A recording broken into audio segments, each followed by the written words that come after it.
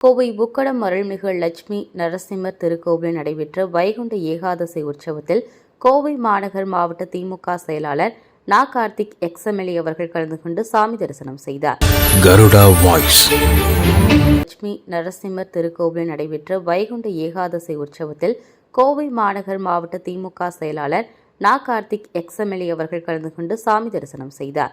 இந்த நிகழ்வில் தமிழ்நாடு அறங்காவலர் குழு துணைத் தலைவர் ராஜ்குமார், கோவை உக்கடம் அருள்மிகு லட்சுமி நரசிம்மர் சுவாமி திருக்கோவில் அறங்காவலர் குழு தலைவர் ரகுபதி, அறங்காவலர் குழு உறுப்பினர்கள் அழகிரிசாமி, மனோன்மணி, ரவிச்சந்திரன், கிருஷ்ணகுமார், மாநகர் மாவட்ட துணை செயலாளர் கல்பனா செந்தில், தலைமை செயற்குழு உறுப்பினர் வே. பாலசுப்ரமணியன், கோவை மாநகராட்சி கிழக்கு மண்டல தலைவர் லக்குமி, இளஞ்செல்வி, கார்த்திக், பொதுக்குழு உறுப்பினர்கள் புதூர் மணிகண்டன், ஆடிட்டர் சசிகுமார், பகுதி துணை செயலாளர் கஸ்தூரி அருண், வட்ட கழக செயலாளர்கள் டவுன் பா. ஆனந்தன், மா. சிவகுமாரன், ஆயிரக்கணக்கான பொதுமக்கள் பக்தர்கள் கலந்து கொண்டனர்.